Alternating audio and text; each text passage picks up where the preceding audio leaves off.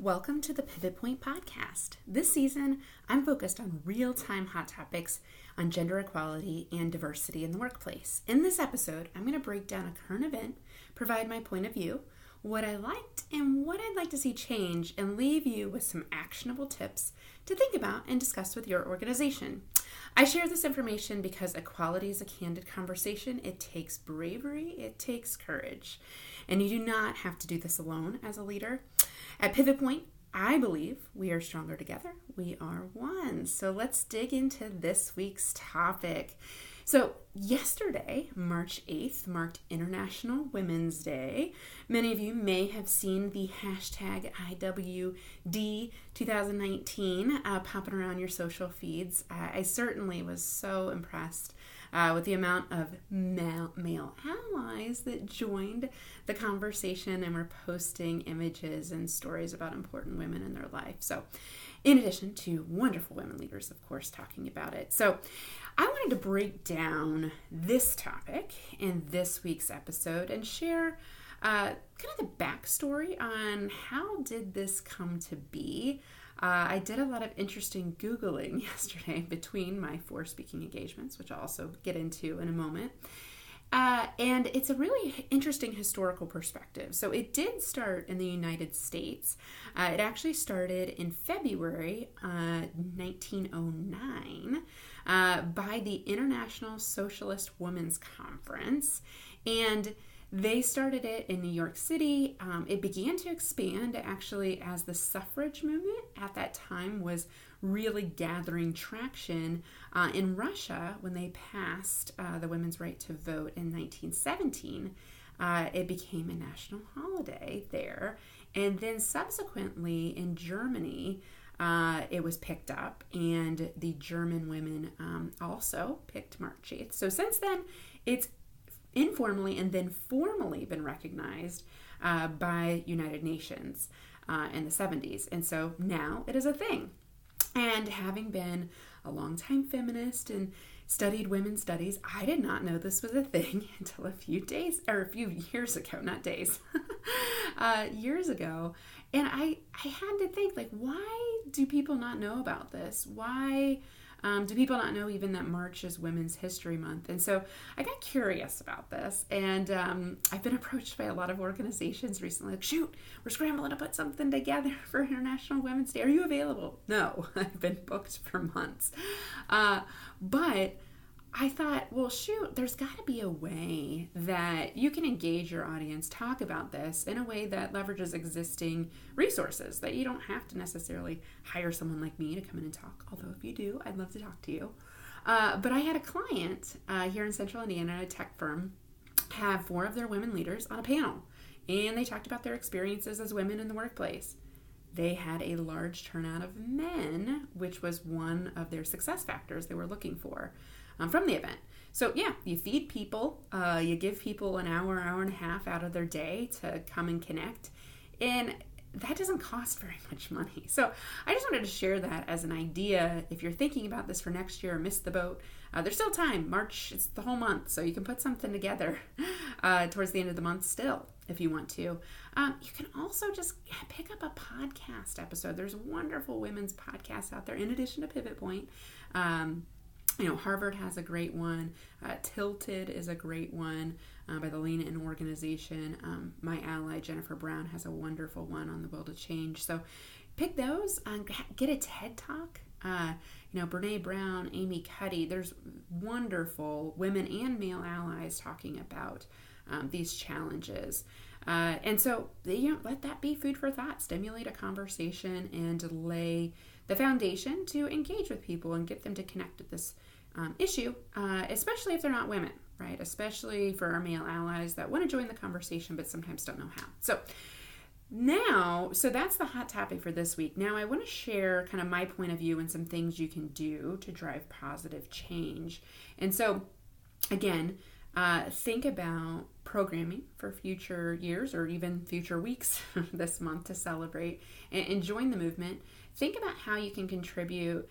Think good things that are going on in your organization on social media, and you can continue to spread and tag the IWD hashtag that was so popular yesterday. But what I'd like to see happen is that this is not a conversation we have in one day. That this is a continued conversation that we have all year, right? And certainly we want to celebrate on a specific day in a specific month. I think that's terrific. However, I think for real change to happen and for your organization to truly be engaged in the equality conversation, you need to be talking about these things regularly. We need to be talking candidly about this. And so I welcome you, as far as actionable tips today, if you're a leader, or you're an ally and someone that wants to be an ally, ask some curious questions of people that are different than you. And I always say assess trust with the person. Make sure that it's a safe place to have this candid conversation. But ask them, what's it like to be you at our organization? Tell me about your experiences. Tell me about where you want your career to go and how I might be able to support you. What's one thing I could do to be more supportive as an ally? And you will learn so much from your audience. And so continue to have that conversation throughout the year. If you celebrated yesterday, kudos to you.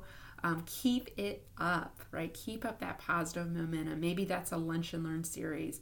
Maybe that's a Candid Conversations panel that we have quarterly. Whatever it is, make sure that this conversation continues. So the other piece I wanted to share on the podcast today, and in spirit of keeping it short and simple, I wanted to share what I was up to yesterday. So I actually had 4 different speaking engagements, which might have been a record. That might have been a record. Lesson learned for next year. Protect that day on the calendar, which I think it'll be a Saturday next year. So it'll be interesting to see when people celebrate.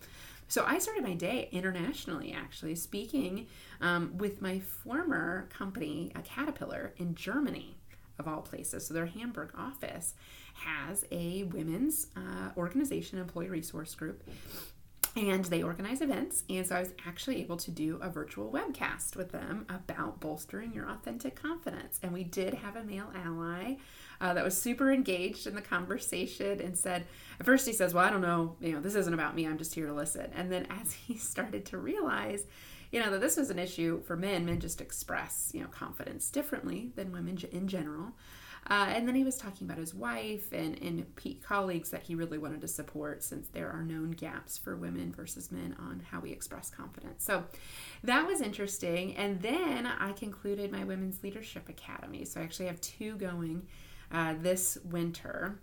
First with a long-term client that I have, Zoetis, #1 animal health provider in the world. And they have a women's group in the Northeast that's been engaging in everything from communication to confidence to leadership skills. And we had such an engaging conversation yesterday about leading with influence, for example, and celebrating International Women's Day. And the feedback we're getting from that is like, we don't want this to end. How do we keep this cohort going? So that's been very rewarding work. Fast forward to my own Women's Leadership Academy, so the Pivot Point Women's Leadership Academy that we did this winter, we wrapped up. And so it was very bittersweet. It was an 8-week course, all virtually, but we use extensive chat and social to connect between sessions and during sessions and make it really interactive. And so these women have really taught me a tremendous amount about myself as a leader, things that work, things that don't work, real challenges. And in our one-on-one coaching sessions that I have with them, they were sharing things like, I'm speaking up more. I'm communicating differently with my team. My team's noticing a difference in me. And so that's the best feedback that I could possibly get from that. And then I hit the road with my new director of operations, who for the first time got to see me at a live event. And that was fun. So up at Fair Oaks Farms, the Indiana Society of Association Executives got together for International Women's Day. And they invited me in to speak about building a winning career game plan. And so it was at the end of the retreat. So as they're coming in, it's 4:00 in the afternoon of 2-day retreat. And you could just tell they've done a lot of heavy thinking for the 2 days. So I have to say, it was good feedback that they wanted more time with me. But I have to say, being the closing keynote speaker is always a unique challenge, because people are a bit spent. And how do you get people re-energized and excited, especially after a meaty topic of building a winning career game plan, building your purpose statement, building your goals? So a really positive feedback that we got, but I could definitely think I was weighing heavily on their minds as I was speaking and sharing my stories and tools. So that was a fun wrap up. Got home at 7:00, really busy day. I slept a lot last night, and therefore why I did not podcast as I'd wanted yesterday. But I'm finding in sharing my voice about these issues that people are really starting to come into the fold and talk about things that they hadn't known how to talk about, or maybe didn't even know that were critical to talk about. So I just feel very, very grateful for the message being received and getting to talk 4 times on International Women's Day. So key takeaways today: keep the conversation going. If you had an event or had something yesterday or have something on the books for this month, keep it going. Make sure that this is something that builds. One-time events do not promote positive change, right? They bring awareness, but change doesn't happen in one-time splash. So keep it going. Be thinking about some of these topics that I shared, whether it's the Women's Leadership Academy, confidence, building winning career game plan, influence. All of these are absolutely essential for today's leaders. We should all be talking about these issues in the workplace. So that wraps us up for this week. We are thrilled that you joined us, and we'll be back next week with another hot topic. Did you know that you can find all 3 seasons of our 40-plus episodes at nextpivotpoint.com? And you can sign up for our next free online workshop, get access to our 5 questions to get the gender equality conversation started in your organization, and ask me your questions directly. I appreciate you listening to this episode. If you liked this message, share it with a friend. Follow us on social at Next Pivot Point, and follow me on LinkedIn. I post daily at Julie Kratz, Kratz. I host this podcast because I believe we are stronger together and we are one.